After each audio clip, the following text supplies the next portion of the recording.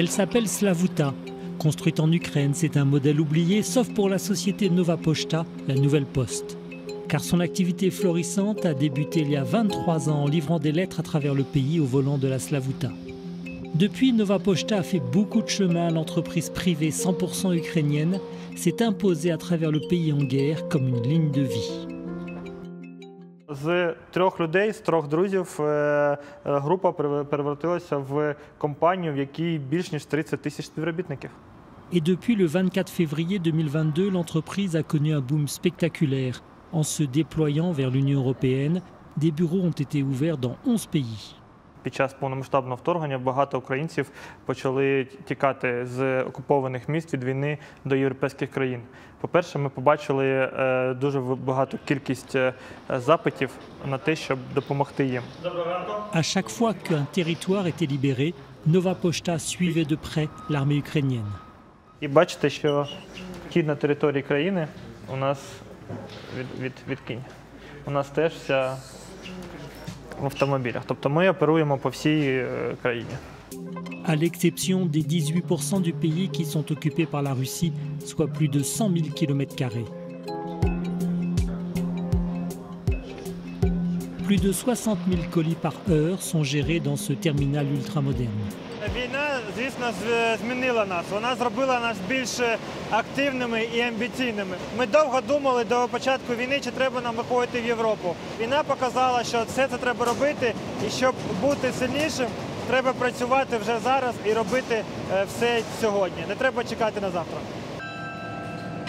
À Kiev, comme à travers tout le pays, les bureaux rouges de Nova Pochta sont devenus familiers. Avec le développement du commerce en ligne, la pandémie de Covid et aujourd'hui avec la guerre, Nova Pochta a fait preuve de son efficacité. Mais aujourd'hui, l'entreprise a quelque chose de plus, jusque dans le cœur des Ukrainiens.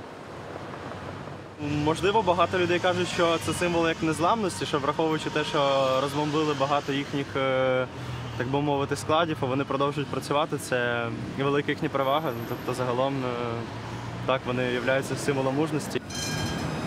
Car Nova Pochta est régulièrement visée par les Russes.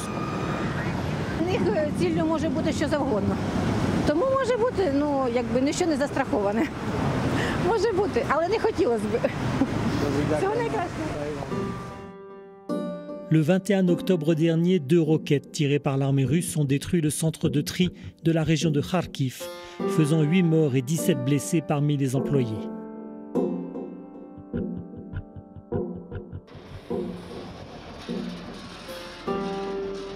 À 500 km de Kiev vers l'est, Kharkiv, la seconde ville d'Ukraine, n'est qu'à une demi-heure de route de l'ennemi. Les troupes russes y sont entrées en 2022, elles se sont retirées depuis, mais elles continuent de bombarder la ville. Les quartiers de la périphérie sont presque déserts. Il y a malgré tout quelques endroits où les habitants qui sont restés aiment se retrouver, comme le parc de Sarginyar, avec sa source d'eau minérale. Судя по вашему веселому виду, вам легко живется. Да, по моему лицу, наверное, можно определить, что, наверное, хреновато.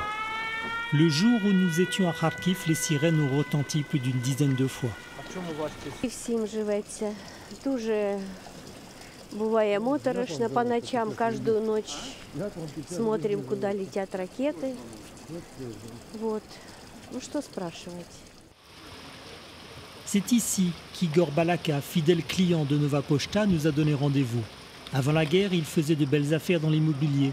Mais comme il est du genre toujours positif, il a bien décidé de ne pas se laisser aller à une forme de dépression.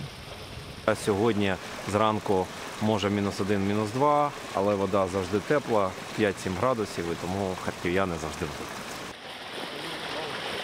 Pendant qu'il se déshabille, des forces de la nature sont dans l'eau. Des soldats de l'unité d'élite Kraken, fiers d'être les défenseurs de Kharkiv, arborant des tatouages qui en disent long sur leur état d'esprit. Никогда не сдавайся. Это Kharkiv, да? Да.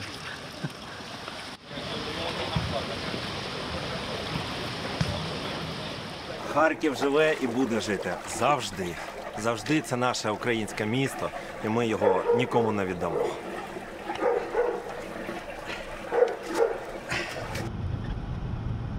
Mais sa chère ville n'est plus que l'ombre d'elle-même avec tous ses appartements et boutiques dont les fenêtres sont calfeutrées. Un tiers des 1 400 000 habitants est parti. L'ambiance est d'autant plus sinistre que la ville est toujours sous le feu russe. Зараз він трошки знесилений, побитий, можна сказати, зґвалтований росіянами, але ми дуже любимо це місто. И вот сюда прилетела ракета 3 недели назад.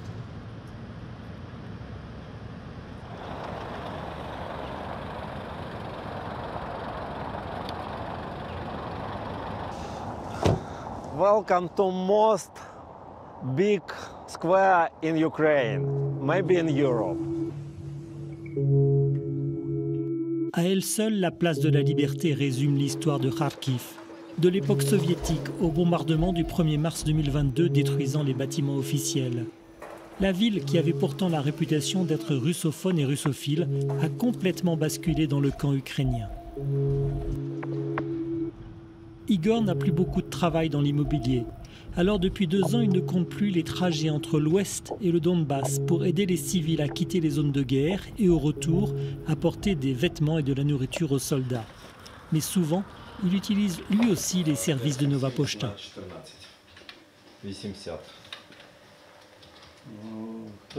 Тому що наші хлопці знаходяться прямо на передовій, вони знаходяться в кринках на лівому березі, і ми їх хочемо трошки побалувати. Це не просто компанія, яка присилає грузи. Це стратегічна галузь України. Для росіян це теж така дуже серйозна зброя. Саме Нова Пошта. Разом з Хаймарсами, разом з Петріотами. Це стратегічний об'єкт, по якому вони б'ють. C'est justement parce que Nova Pochta est une cible qu'il ne faudra pas dire précisément où a été filmée la suite de ce reportage. Cela se passe quelque part dans le Donbass, à une vingtaine de kilomètres du front.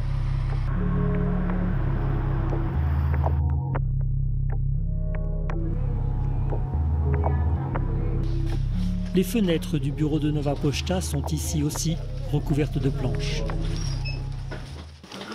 Це зв'язок з моїми дітьми, які виїхали.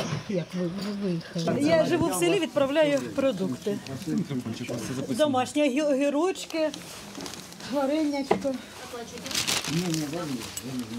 Багато людей пересилають продуктові набори, харчі, ліки, аптеки багато позакривалися, є можливість тільки заказати десь в інших містах, та сюди привозять. Ici, les soldats représentent 80% de la clientèle. Dans le carton, un drone d'observation. Théoriquement, les armes et munitions ne peuvent pas transiter via Nova Pochta. Ce matin-là, Volodymyr a quitté son unité sur le front pour récupérer un colis le lendemain de la Saint-Valentin. Et il est tout sourire. До побачення.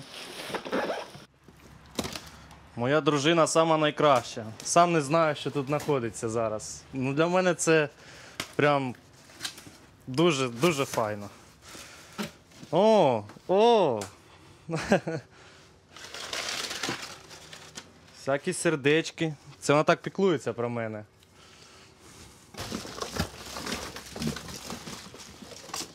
Ну, дружина в мене. Що тут може бути?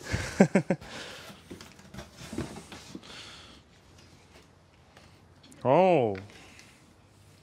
2 роки я вже воюю з 24 лютого по сьогоднішній день. Захищаю нашу рідну батьківщину. Наша Україна, сам я родом місто Токмак, це Запорізька область. Зараз вона знаходиться під окупацією. Всю сім'ю свою з окупації забрав. Вона переїхала разом зі мною, так скажемо, я їх забрав був. Вони переїхали на нашу підконтрольну територію України. Sa femme et sa fille de 3 ans sont à 1200 km de là. Son beau-frère a été tué par les Russes. Son épouse, la sœur de Volodymyr, est en France avec ses 2 enfants. Il a aussi une partie de sa famille qui vit en Russie. Et il ne pensait pas qu'il y aurait cette guerre entre 2 pays si proches et que cela durerait aussi longtemps. Зараз так, 2 роки війна вже йде, люди трішечки у нас трішечки починають, так скажемо, підзабувати, що якщо ми зараз не об'єднаємось, ми просто не вистоїмо. Бо люди цивільні – це наш тил, за яким ми держимось. І от завдяки кому ми держимося, так це наш тил. Ми повинні бути разом, завжди разом з ними, з цивільними. Привіт! А вона їсть. Якщо б не нова пошта, мабуть, то ви б не змогли б так передавати друг другу якісь подарунки, да, зайрадувати. Так, це правда. Це правда. Ти мене мотивуєш твоїми подарунками. Мені це подобається. Дякую тобі, Янголятко, за все. Давай, наперед з таким, так? Давай, па-па. Я тебе люблю дуже сильно. Скоро буду вдома? Давай.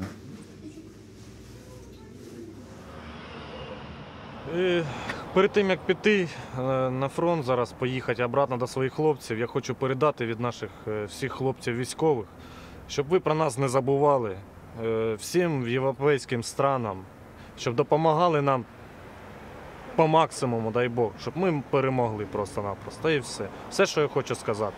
Все, вам до зустрічі, дякую вам, до скорих встреч, так кажемо. Все буде добре, все буде Україна. Слава Україні! En février 2022, les Ukrainiens s'étaient tous levés pour résister ensemble à l'agression russe. Après 2 ans de guerre et des milliers de morts, l'unité du pays tient aussi grâce au bureau de poste.